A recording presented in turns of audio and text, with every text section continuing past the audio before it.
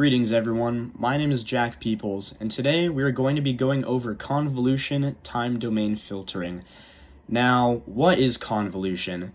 Well, convolution is a mathematical operation that blends two functions to create a third, where one function slides over the other at each position, and then the overlapping values are then multiplied and summed.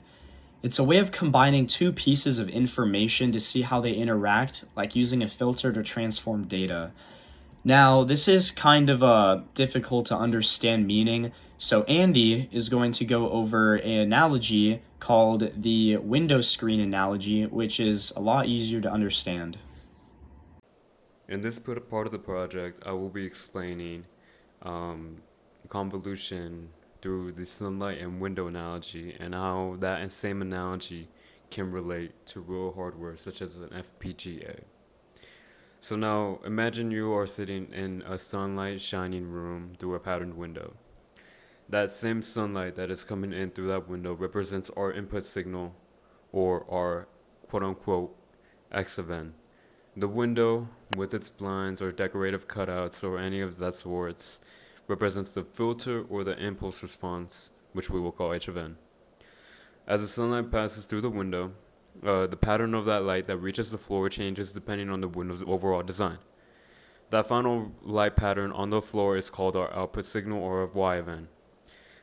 See, in convolution, we combine these two signals, both X of n and H of n, by sliding the filter of H of n across the input signal X of n and computing a weighted sum at each position.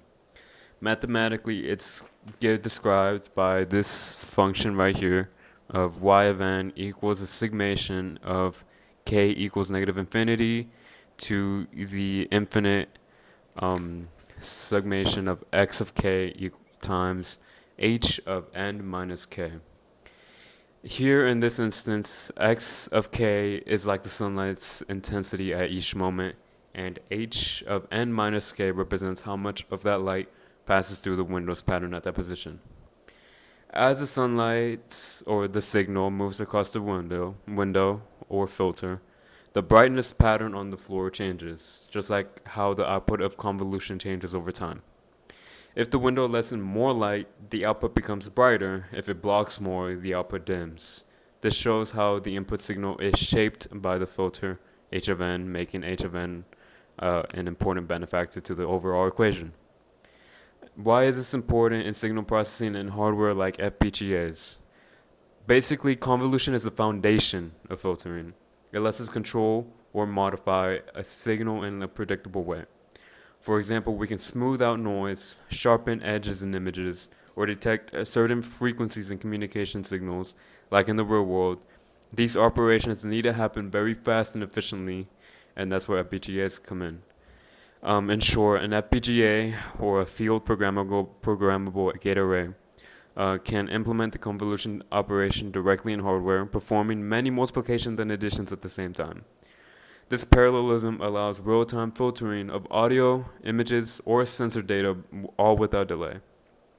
So, understanding convolution mathematically helps us design and implement efficient filtering systems in digital hardware. Overall, that all explains the sunlight and the window analogy, and thank you for your time. Hello everyone, I'm Pari Vardoya, and today I'm going to present how convolution becomes a time domain filter in hardware. So I wrote this code up, and it's a digital signal processing in which the convolution equation is implemented in hardware as a time domain filtering process. The MATLAB and Simulink model shown here demonstrates how this mathematical operation becomes a working digital filter. In Simulink subsystem, the input signal enters a chain of delay blocks. That's z of -1. So the input enters this. That each holds one previous sample. These delay effectively shift in the input of signal in time, representing x brackets n minus 1, and so on. Each delay sample is then multiplied by a corresponding filter coefficient.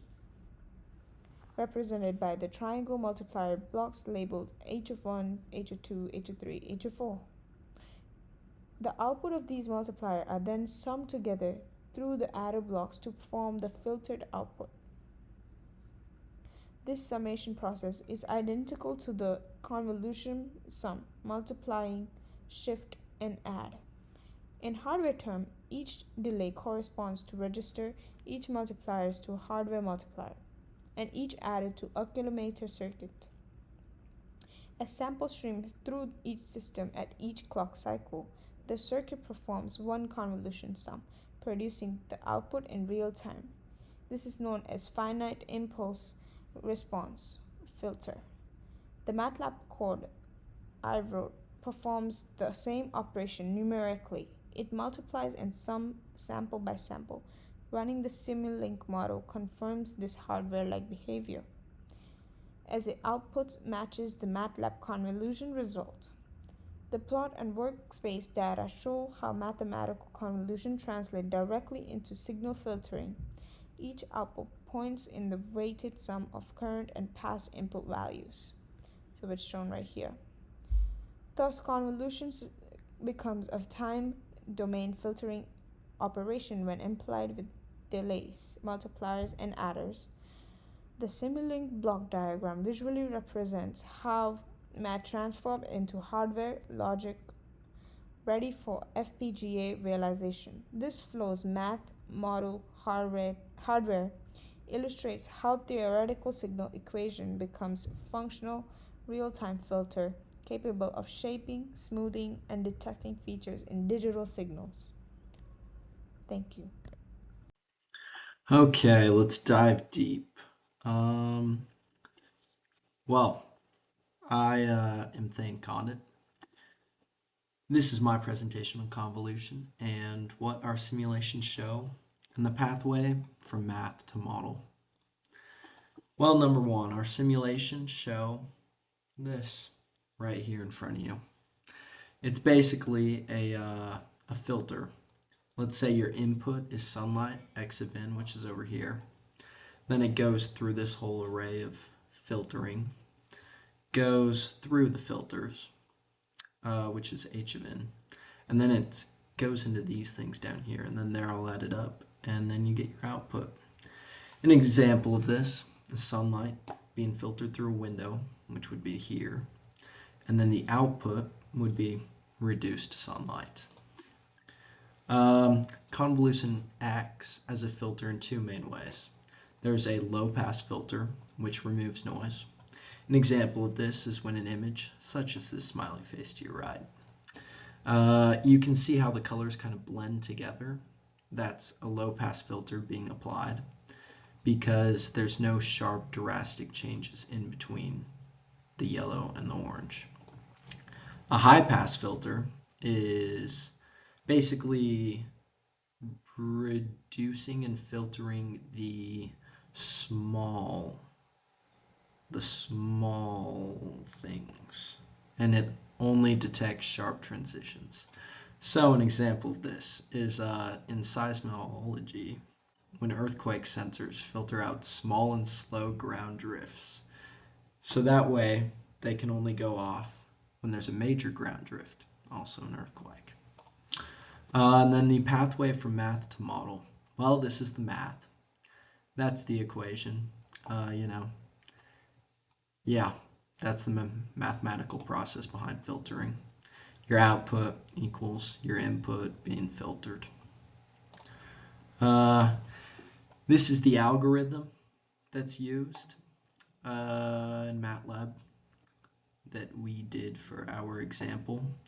As you can see, we have our inputs, x of n, our filtering, h of n, and then our outputs, which the CONV right there is the algorithm to convolution, x of n, h of n. And then, input signals, impulse response.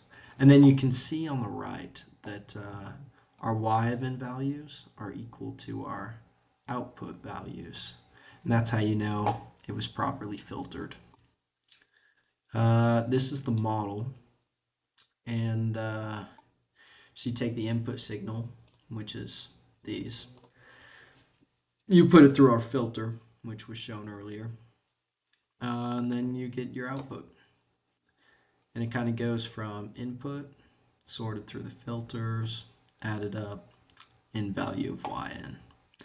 And then that's kind of where it ends, because we don't really get to the last part because we don't have the correct software. But yeah, that's my presentation. Hope you enjoyed.